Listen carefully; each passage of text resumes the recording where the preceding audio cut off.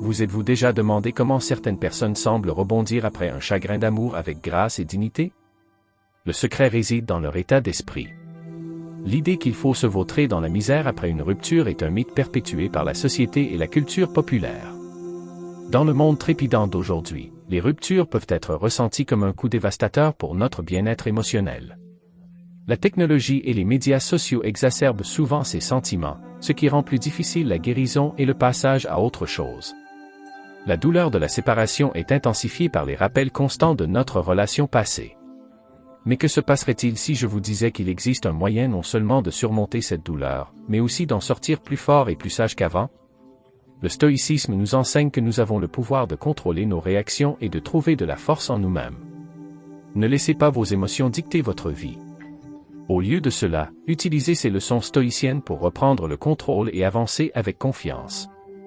Le stoïcisme, une philosophie ancienne, offre une sagesse intemporelle pour nous aider à naviguer dans les eaux turbulentes du chagrin d'amour. Dans cette vidéo, nous allons explorer 10 leçons stoïciennes qui peuvent vous aider à surmonter une rupture.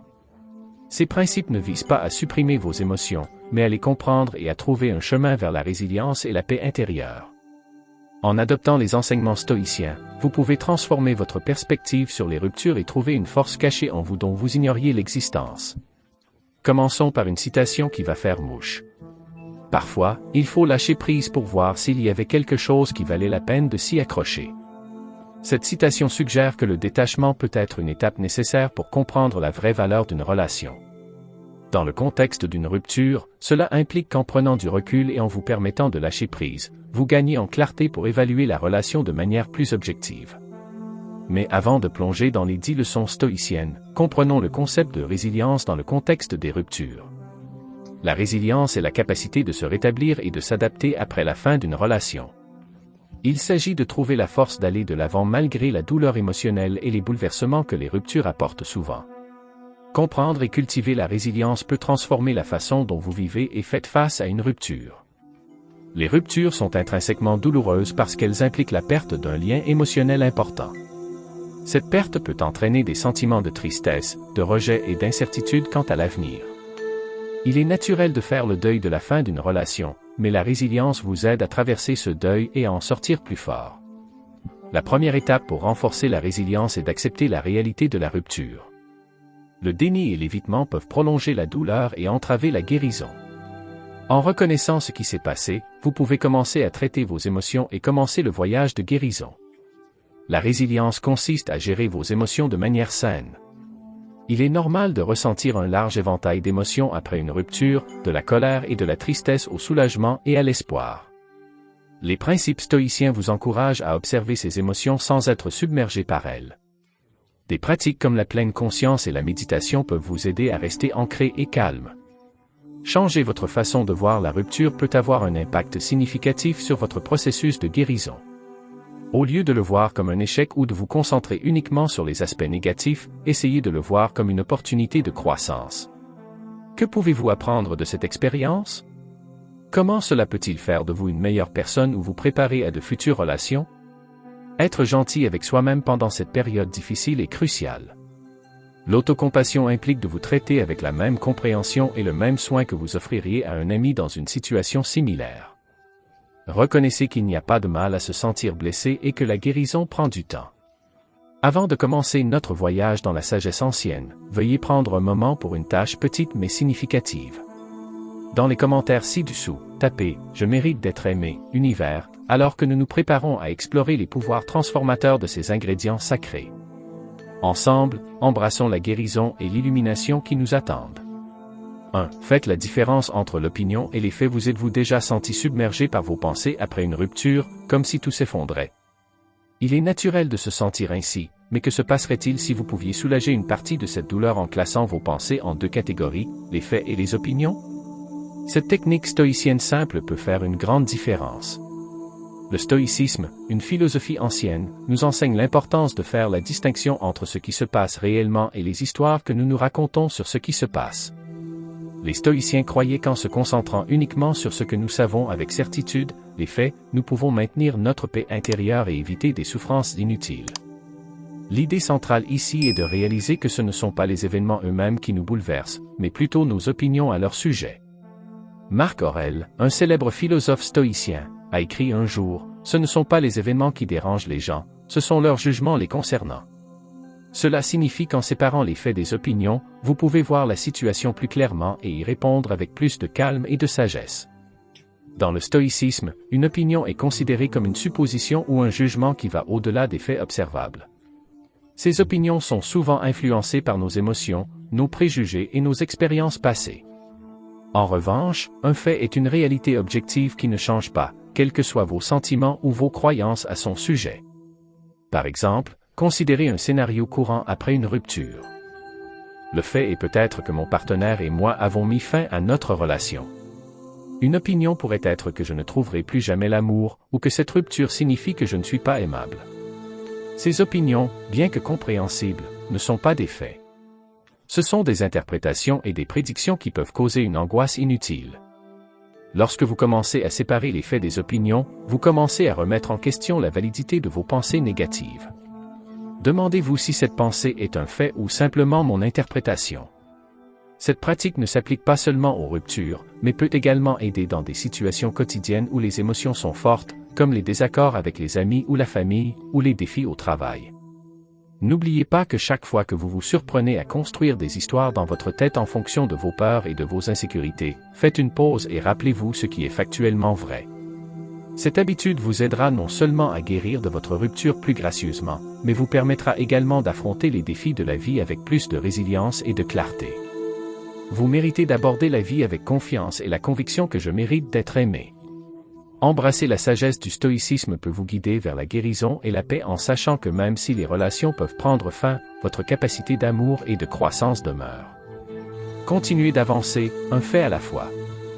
2. Utilisez la visualisation négative. Imaginez que vous passez une journée vraiment difficile, les choses ne semblent pas empirer. Maintenant, imaginez que quelque chose d'encore plus difficile se produise. Curieusement, penser de cette façon peut en fait vous aider à vous sentir mieux dans votre situation actuelle. C'est l'essence de la visualisation négative, une technique utilisée par les anciens stoïciens pour aider à gérer les émotions et les attentes.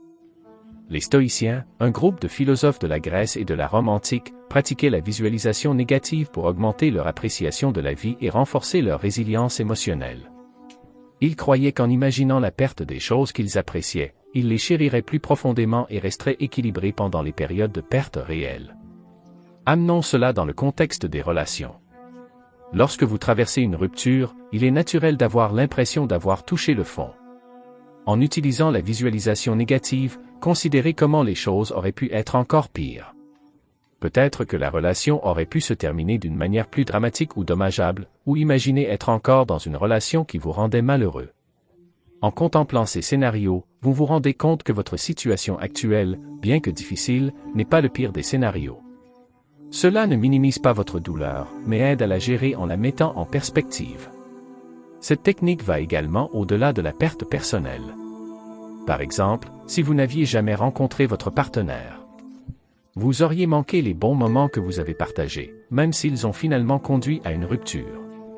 Cette pensée peut vous détourner de ce que vous avez perdu vers ce que vous avez gagné, comme de précieuses leçons de vie ou une croissance personnelle, qui sont importantes en soi.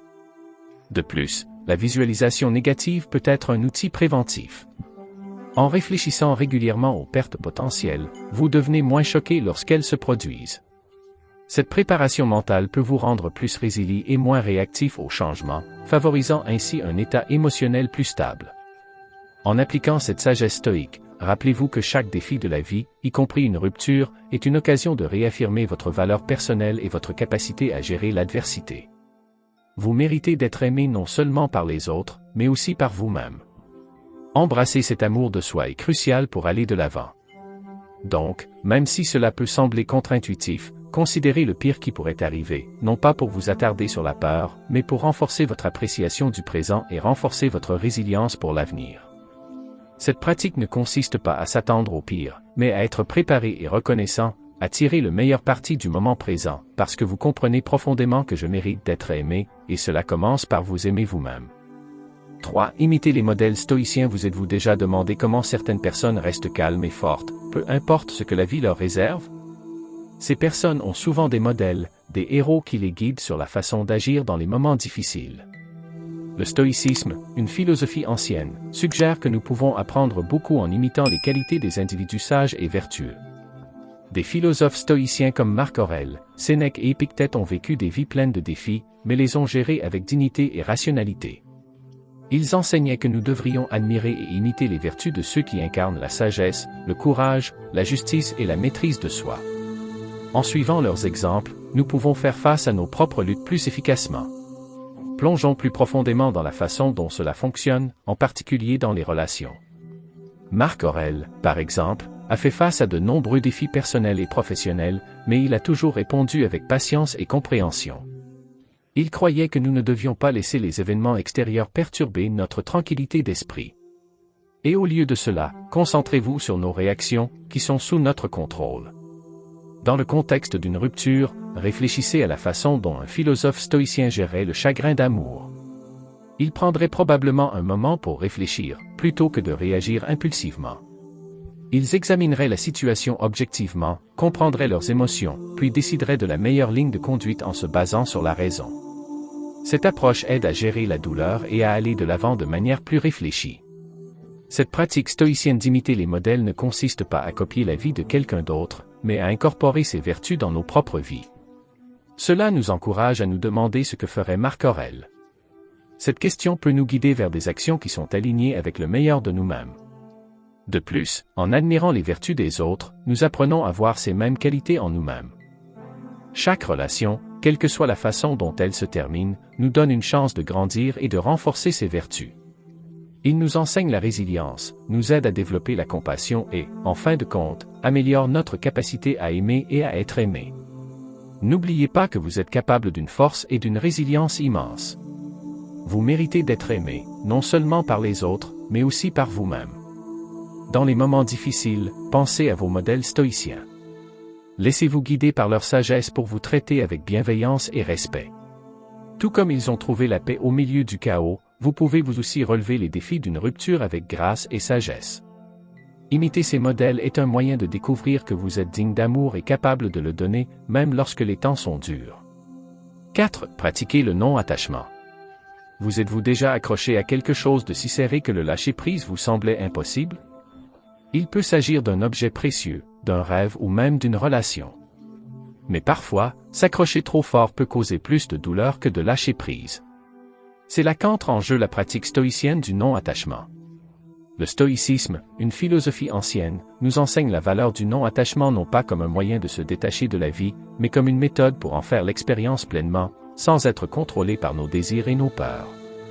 Les stoïciens croyaient qu'en n'attachant pas notre bonheur uniquement aux personnes, aux possessions ou aux résultats, nous pouvions maintenir la paix intérieure et le bonheur, quelles que soient les circonstances extérieures. Le non-attachement signifie comprendre que même si vous pouvez profiter des expériences de la vie, vous ne devrez pas dépendre d'elles pour votre bonheur ou votre sens de soi. Ceci est particulièrement pertinent dans les relations. Souvent, nous pouvons nous retrouver tellement liés à nos partenaires que leur humeur et leur choix dictent notre bonheur. En pratiquant le non-attachement, nous apprenons à aimer et à prendre soin des autres tout en conservant notre indépendance et notre résilience émotionnelle. Imaginez une relation où chaque partenaire respecte et aime l'autre, mais valorise également son propre bien-être et son épanouissement personnel. Ils sont ensemble parce qu'ils choisissent d'être, pas parce qu'ils sentent qu'ils doivent l'être. Cette approche minimise la peur, l'insécurité et la dépendance, qui sont souvent à l'origine des conflits et de l'insatisfaction dans les relations. Appliquer le non-attachement ne signifie pas que vous ne vous en souciez pas. Cela signifie que vous abordez les relations à partir d'un lieu de plénitude. Vous n'y entrez pas par besoin ou par peur de la solitude, mais par désir de partager votre vie déjà complète avec quelqu'un d'autre. Ce changement d'état d'esprit est puissant. Il transforme les relations en un choix plutôt qu'en une nécessité. De plus, le non-attachement vous aide à gérer les ruptures avec grâce. Si une relation se termine, cela peut certainement être douloureux, mais la pratique stoïque du non-attachement vous permet d'avancer plus paisiblement, sachant que votre bonheur ne dépend pas uniquement d'une autre personne. Lorsque vous embrassez le non-attachement, rappelez-vous que vous méritez d'être aimé, non pas parce que vous avez besoin de quelqu'un pour vous compléter, mais parce que vous êtes entier par vous-même. Aimer et être aimé devrait améliorer votre vie, pas la définir. Alors, Que ce soit votre mantra. Je mérite d'être aimé. Aimez-vous d'abord, connaissez votre valeur et abordez les relations avec un cœur plein, mais les mains ouvertes prêtes à embrasser tout ce qui vient, mais libre de lâcher prise si nécessaire. C'est l'essence du non-attachement et la clé du bonheur et de la paix durable. 5. Recadrez le récit. Quand la vie vous donne des citrons, faites de la limonade. Ce vieil adage capture l'essence du recadrage du récit, une technique puissante qui peut transformer une rupture douloureuse en un tremplin pour la croissance personnelle. La sagesse stoïcienne nous enseigne que nous ne pouvons pas toujours contrôler ce qui nous arrive, mais que nous pouvons contrôler la façon dont nous interprétons et réagissons à ces événements. Les stoïciens croyaient que chaque obstacle est une occasion de pratiquer des vertus comme la résilience, le courage et la sagesse. En recadrant le récit, nous changeons notre perspective sur les événements de notre vie, en les considérant non pas comme des malheurs, mais comme des occasions de grandir et d'apprendre. Appliquons cela à la fin d'une relation. Au lieu de considérer une rupture uniquement comme une perte ou un échec, vous pouvez choisir de la voir comme une ouverture pour en savoir plus sur vous-même, pour développer votre force et pour affiner ce que vous voulez vraiment chez un partenaire. Par exemple, si une relation s'est terminée à cause de valeurs différentes, plutôt que de vous attarder sur la douleur de la séparation, concentrez-vous sur la façon dont cette expérience vous a appris l'importance de faire correspondre les valeurs de la vie avec un futur partenaire. Ce changement de perspective transforme une expérience négative en une leçon précieuse qui vous prépare à une relation plus saine à l'avenir. De plus, recadrer le récit peut aider à guérir les blessures de la trahison ou de la déception. Si vous avez été déçu ou trahi, au lieu de vous voir comme une victime, réfléchissez à la façon dont cette situation vous a rendu plus sage et plus perspicace. Reconnaissez que le fait de surmonter ce défi vous a permis de mieux comprendre la confiance et les signes d'un partenaire fiable. Dans le processus de recadrage de votre récit de rupture, il est important de reconnaître vos émotions et de vous donner la permission de faire votre deuil. Cependant, le fait de vous concentrer sur la croissance personnelle et les opportunités futures peut transformer votre façon de voir la rupture. Il s'agit de trouver le bon côté des choses et d'aller de l'avant avec un but et de l'optimisme. Lorsque vous réécrivez l'histoire de votre rupture, rappelez-vous que chaque chapitre de votre vie contribue à votre croissance. Embrassez cette période de transformation comme un témoignage de votre résilience. Vous méritez d'être aimé, et cela commence par vous aimer et vous valoriser. En recadrant le récit, vous ne survivez pas seulement à la rupture. Vous en faites une base pour le bonheur futur, affirmant la croyance que je mérite d'être aimé, d'abord, par vous-même. Avez-vous déjà eu l'impression que votre bonheur dépend de quelque chose ou de quelqu'un en dehors de vous-même? Si c'est le cas, vous n'êtes pas seul, mais il existe un moyen puissant de changer cet état d'esprit et de trouver la paix. Cette méthode est connue sous le nom de culture de l'indifférence aux choses extérieures, un enseignement clé de la philosophie stoïcienne. Le stoïcisme, une ancienne école de pensée, enseigne que le vrai contentement vient de l'intérieur et non de nos circonstances ou de nos possessions. Selon les stoïciens, nous devrions nous efforcer d'être indifférents aux choses hors de notre contrôle, en nous concentrant plutôt sur nos propres actions et réponses. Cela ne veut pas dire que nous ne nous soucions pas de la vie ou des gens. Au contraire, cela signifie que nous ne laissons pas les facteurs externes perturber notre paix intérieure. Dans les relations, cette pratique stoïcienne peut être particulièrement transformatrice. Souvent, nous attribuons notre bonheur à nos partenaires ou à l'état de nos relations. Quand les choses se passent bien, nous sommes heureux. Quand ils ne le font pas, nous sommes malheureux. Mais imaginez que vous abordez les relations avec un état d'esprit d'indifférence envers les choses que vous ne pouvez pas contrôler, comme les humeurs de votre partenaire, les choix ou même l'issue de la relation. Au lieu de cela, concentrez-vous sur la compassion, la compréhension et la fidélité à vos valeurs, quelle que soit la façon dont l'autre personne agit. Par exemple, si une relation se termine, le stoïcisme vous guidera à accepter la situation calmement et à vous concentrer sur votre propre croissance et votre réponse, plutôt que de sombrer dans le désespoir à cause de quelque chose qui est finalement hors de votre contrôle. Cette approche ne diminue pas la douleur d'une rupture, mais vous permet de vous rétablir et de trouver la stabilité plus rapidement. L'application de cette sagesse stoïcienne peut vous aider à construire des relations plus épanouissantes et moins stressantes. En ne réagissant pas de manière excessive au haut et au bas, vous gardez votre sang-froid et démontrez à vous-même et aux autres que vous êtes résilient et indépendant. De plus, cette pratique s'étend au-delà des relations personnelles.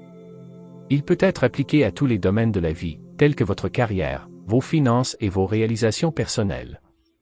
En étant moins attaché aux résultats, vous êtes mieux en mesure de profiter du voyage et de relever les défis avec un esprit clair et concentré.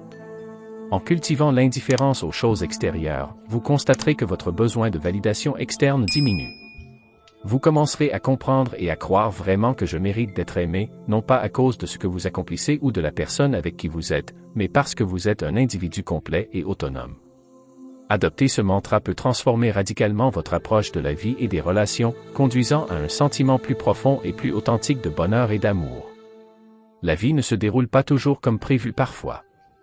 Il semble dévier de sa trajectoire de la manière la plus inattendue et la plus difficile.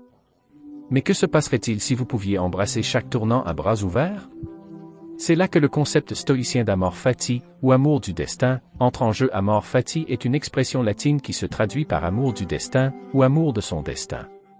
Ce principe stoïcien nous encourage à accepter et même à chérir tout ce qui se passe dans nos vies, y compris nos luttes et nos pertes.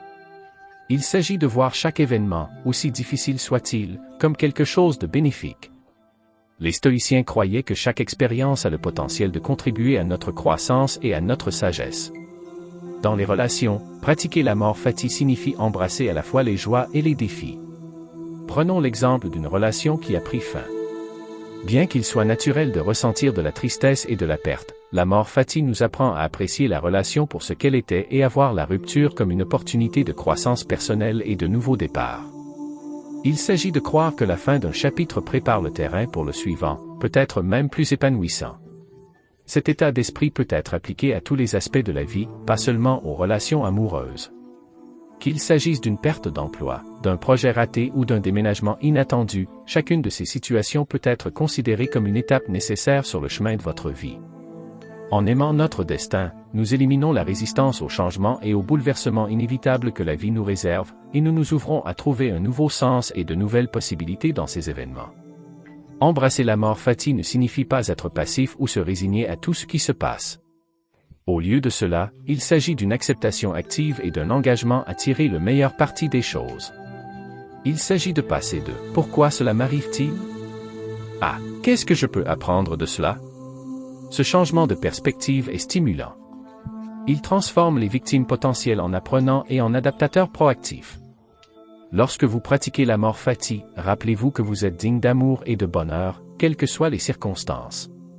Je mérite d'être aimé n'est pas seulement un mantra, mais une déclaration d'estime de soi qui doit être maintenue fermement, surtout dans les moments difficiles.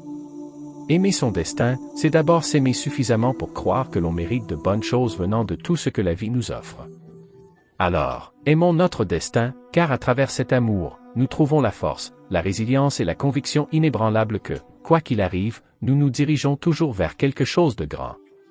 N'oubliez pas que je mérite d'être aimé, et qu'une partie de cet amour vient du fait d'embrasser mon destin, quel qu'il soit. La vie ressemble souvent à des montagnes russes, remplies de hauts et de bas. Au milieu de ces fluctuations, trouvez un état d'esprit stable et calme, ce que les stoïciens appellent l'équanimité, peut être votre plus grand atout. Les anciens philosophes stoïciens enseignaient que maintenir l'équanimité signifie garder son sang-froid, peu importe ce qui se passe autour de vous. Il s'agit de répondre à la joie et à la détresse avec le même niveau de calme. Cela ne veut pas dire que vous ne ressentez pas d'émotions. Au contraire, vous ne les laissez pas vous contrôler. Vous les vivez sans les laisser bouleverser votre tranquillité d'esprit. Dans le domaine des relations, l'équanimité est particulièrement puissante. Imaginez que vous êtes dans une dispute houleuse avec un partenaire. Au lieu de réagir par la colère ou la frustration, vous prenez un moment pour respirer et répondre calmement. Cette approche peut empêcher la situation de s'aggraver et mener à une conversation plus constructive. En gardant votre sang-froid, vous maintenez le dialogue ouvert et respectueux, ce qui ouvre la voie à une résolution plus efficace des conflits. Le stoïcisme enseigne que nous devons nous attendre à ce que les défis et les perturbations fassent naturellement partie de la vie. Lorsqu'une relation se termine, il est facile d'être submergé par la tristesse ou l'amertume. Cependant, si vous pratiquez l'équanimité, vous pouvez accepter la rupture avec une perspective équilibrée. Vous reconnaissez la douleur, mais vous reconnaissez également que cette fin, comme toute chose, fait partie du voyage de votre vie. Cette acceptation vous permet d'avancer sans amertume, d'apprendre de l'expérience et de devenir plus fort. L'équanimité aide également à faire face aux hauts des relations. Lorsque les choses se passent à merveille, il est facile de devenir trop excité ou dépendant de ce bonheur. Les stoïciens, cependant, conseilleraient de profiter du moment sans s'y attacher. De cette façon, si les circonstances changent, vous êtes mieux préparé et moins susceptible d'être déséquilibré. Pour cultiver l'équanimité, commencez par observer quotidiennement vos réactions aux petits désagréments ou plaisirs. Entraînez-vous à répondre aux deux avec une attitude calme et stable. Au fil du temps, cette pratique renforcera votre résilience émotionnelle, ce qui vous permettra de maintenir plus facilement l'équanimité lorsque de plus grands défis ou joies se présentent. N'oubliez pas que le maintien de votre équanimité est une forme d'amour de soi et de respect.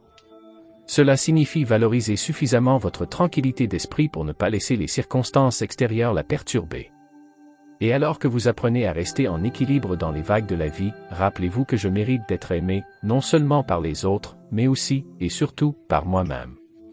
Ce mantra peut vous guider vers votre centre calme, quelles que soient les tempêtes qui peuvent survenir. 9. Concentrez-vous sur le présent. Vous êtes-vous déjà surpris à vous perdre dans des pensées sur ce qui s'est passé hier ou sur ce qui pourrait se passer demain? Il est facile de s'emmêler dans le passé ou de s'inquiéter de l'avenir, surtout après une rupture. Mais il existe un moyen puissant de trouver la paix et de reprendre le contrôle. Concentrez-vous sur le présent. Les philosophes stoïciens nous enseignent que la seule vraie réalité est le moment présent. Tout le reste, nos souvenirs du passé et nos inquiétudes pour l'avenir, est quelque peu hors de notre contrôle et souvent pas aussi réel que nous le pensons. En nous concentrant sur le présent, nous nous alignons sur la sagesse stoïcienne, qui nous guide à nous concentrer sur ce que nous pouvons contrôler maintenant.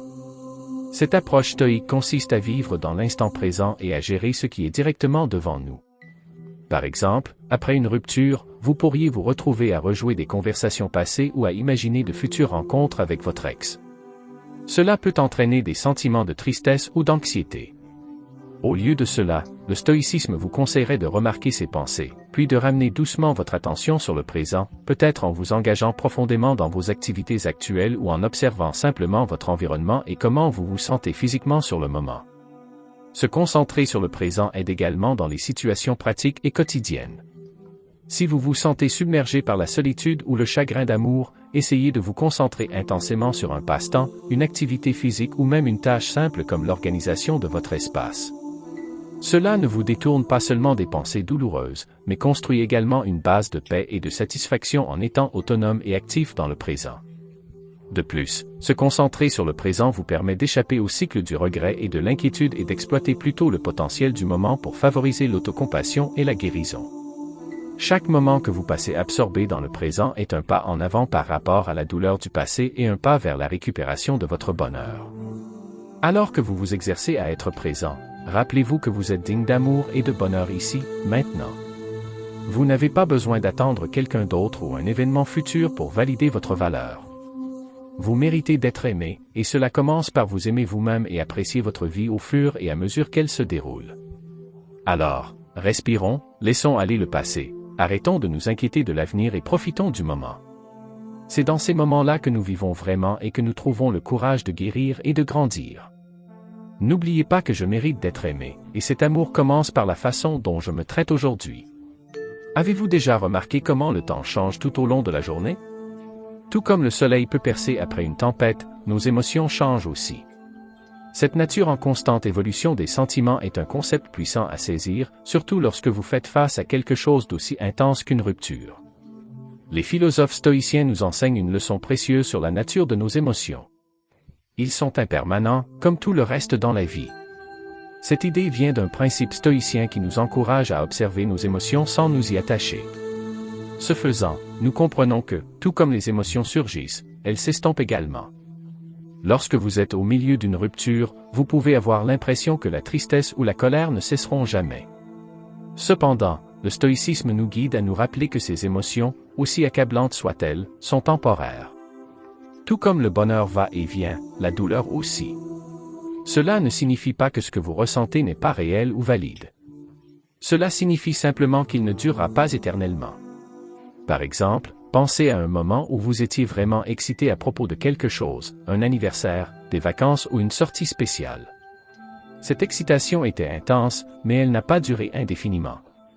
De même, rappelez-vous un moment où vous avez été contrarié ou déçu. Ces sentiments ont fini par diminuer aussi. Les relations peuvent souvent amplifier ces expériences émotionnelles, les rendant dévorantes. Une relation peut se terminer et provoquer des émotions intenses, mais avec le temps, ces émotions s'atténueront et deviendront moins intenses. Comprendre cela peut être incroyablement libérateur. Il vous permet de vivre vos sentiments sans craindre d'y être piégé pour toujours. Savoir que cela aussi passera peut être une pensée réconfortante dans les moments difficiles.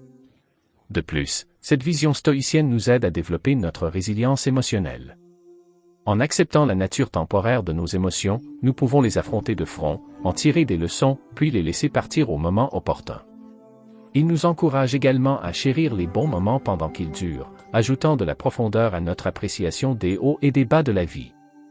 Au fur et à mesure que vous avancez, gardez à l'esprit que vous êtes plus que vos émotions à un moment donné. Vous méritez d'être aimé, et cela commence par vous aimer et vous accepter à travers tous vos états émotionnels. Acceptez vos sentiments, apprenez-en et rappelez-vous, tout comme la météo, qu'ils changeront. Et lorsqu'ils le feront, vous vous retrouverez plus fort et mieux préparé à tout ce qui vous attend. Cet amour de soi et cette résilience sont au cœur de l'approche stoïcienne face aux défis de la vie. En intégrant ces leçons stoïciennes dans votre vie, vous pouvez naviguer dans les conséquences douloureuses d'une rupture avec plus de clarté et de force. N'oubliez pas que chaque fin est un nouveau départ, et avec la sagesse du stoïcisme, vous pouvez sortir de cette expérience plus sage et plus résilient. Si vous avez trouvé ces leçons utiles, partagez vos réflexions dans les commentaires ci-dessous. Et n'oubliez pas de vous abonner à la chaîne pour plus d'informations sur la façon de vivre une vie équilibrée et épanouissante. Merci d'avoir regardé, et à la prochaine.